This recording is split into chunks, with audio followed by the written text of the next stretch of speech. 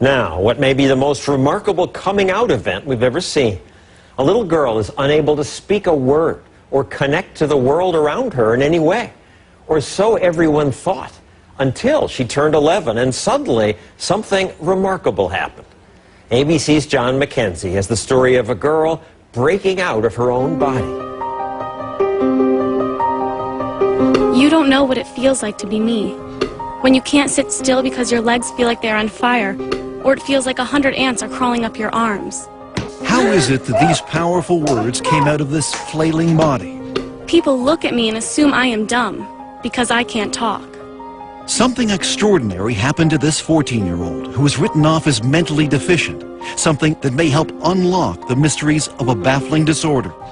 What do I want? I want to be like every other kid, but I can't because I am Carly. Born in Toronto, Canada, Carly Fleischman was 2 years old when it became clear she was not keeping up with her twin sister Tara. When you're told your child is going to be developmentally delayed, that they might achieve the developmental level of a 6-year-old, it's like being kicked in the gut. When Arthur Fleischman and his wife Tammy learned the diagnosis was autism, they expected the worst, that the twins were headed in different directions. And how bad did it get for Carly, those first few years? Awful. Part of her delays prevented her from walking, from sitting up. It was clear that Carly, like most autistic children, was lost in her own world, perpetually swimming underwater. And all the doctors would say, you're the parent. You should do as much as you feel you need to do for this kid. Carly, stand up. The Fleischmans were on their own. Experts told them that early intervention was critical. You use your fork. So ever since Carly was 3, her therapy has been intensive, unrelenting. This took about 40 to 60 hours a week of one-to-one therapy. She always had about 3 to 4 therapists working with her. And if you're not getting results with one approach, you move on and you try something else. You didn't give up. You pushed Carly. When you look in Carly's eyes, you can see an innate intelligence. So we never gave up. We never gave up. But if there was intelligence, Carly's ceaseless rocking, flailing arms, and tantrums hid any trace of it. Worse, she couldn't speak, not a word. I did not have any expectation that she would have a fluent form of communication. Dr. Nicole Walton-Allen is a clinical psychologist who led Carly's therapy program. Her profile was that of a child who was severely autistic and more than likely moderately mentally retarded. And did you ever think about institutionalizing her? We had friends saying, you know, you've been plugging away, spending thousands of dollars on therapy. You're not really seeing the progress. So, of course, you start thinking about, should she be in a group home? But you decided against it. I could never do it. Could never do it. How can you give up your kid?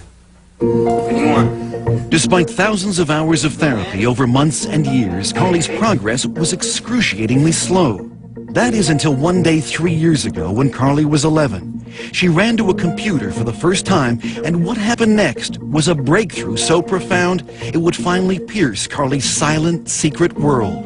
And she was quite distressed, and she starts to spell H-U-R, and it was like T, hurt. And then a little bit later on, she spells H-E-L, and we kind of pushed her to finish, and she puts P, so she spells help. Afterwards, she sort of got up, went behind the couch, and she threw up. Will you, Sharon? Barbara Fenton Nash is one of Carly's longtime therapists. So what did this tell you? It told us that there was a lot more going on there than we knew. And to us, that was a breakthrough moment because we hadn't specifically taught her the words. And at first, we didn't believe it. Knowing this child for 10 years and never seeing her write a thing, of course you're going to be skeptical.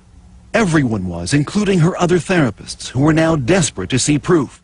But Carly refused to type, exhibiting the same hysterical behavior that led experts to label her as mentally retarded. She would strip off her clothes. She would go into the bathroom and she would engage in fecal smearing. So the typing was great, but no one could see it. Here, show me. What was needed was some tough love. If Carly wanted something, she would have to type for it. First type, and then you get. Let's go. Oh, she had to work for it. If she wanted information, if she wanted to go somewhere, she had to type by herself. Finally, several months later, Carly began to type for others. She started to realize that by communicating, she had power over her environment. And what came through her finger, typing one letter at a time, with fluency no one could believe, was astonishing. I am autistic, but that's not who I am. Take time to know me before you judge me. I am cute, funny, and like to have fun. Through her torrent of words, Carly began to unravel the mysteries behind her often wild behavior. Like banging her head. Because if I don't, it feels like my body is going to explode. It's just like when you shake a can of Coke. If I could stop it, I would, but it's not like turning a switch off. I know what is right and wrong, but it's like I have a fight with my brain over it. Use your words. And Carly was not shy about expressing her desires and frustrations. I want to be able to go to school with normal kids, but not have them getting upset or scared if I hit a table or scream. I want something that will put out the fire. We were also horrified because for years we had spoken in front of her as if she wasn't there. Now, for the first time, Carly was able to have conversations with her parents. You think you can write back to Dad? I want to go on a snowmobile. Can we do it? Will you go on one?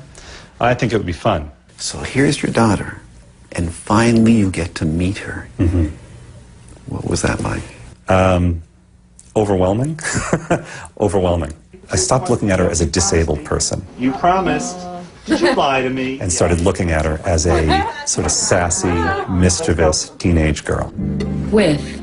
I want people to know that no one is telling me what to say, and I don't have a hand up my butt like a puppet. Carly has been very clear that she sees herself as a normal child, locked in a body that does things that she has no control over. Side by side with her twin sister Taryn, it would be easy to dismiss Carly as intellectually challenged. That is, until you ask her a question. Carly, why do autistic kids cover their ears, flap their hands, hum, and rock? It's a way for us to drown out all sensory input that overloads us all at once. We create output to block out input. Carly's brain, unlike most people's, is overwhelmed by the senses of sight and sound, taste and smell. Our brains are wired differently. We take in many sounds and conversations at once. I take over 1,000 pictures of a person's face when I look at them. That's why we have a hard time looking at people. The one thing she can control is when and where she'll type. Oh, this is John. This is John. And usually she needs to be motivated. Finish up. You're doing great. When I tried making conversation with Carly, she would not type back. I'll tell you anything you want to know. Her finger hovering over the keys for hours, until I brought up my teenage son. He wants to play football. Now she's smiling. It's going to be something funny. Are you embarrassed? Come on, we want to hear what you have to say. Yes, I guess he's cute. You know, 2 years that we've been communicating, and every time she writes something, there's a little bit of that sense of awe. The room resembled a ship's cabin. Its walls Dear made of Dad, wooden laths, I love when you read to me, covered by many coats and I of- love that you believe in me. I know I'm not the easiest kid in the world. Give me a kiss. However, you are always there for me, holding my hand and picking me up. I love you. I'll go through many sleepless nights to hear that. I'll spend every penny we have to hear that. Was there one writing in particular that left a lump in your throat? In this writing where she says, "You've never been in my body. I wish for one day you could be in my body."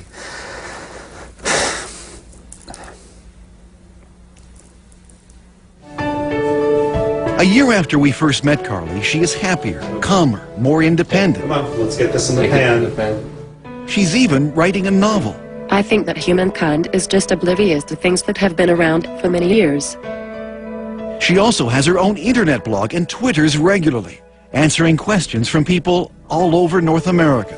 I think Carly knows that she now has a voice that can help other kids. Now she looks at herself as someone who can make a mark on the world.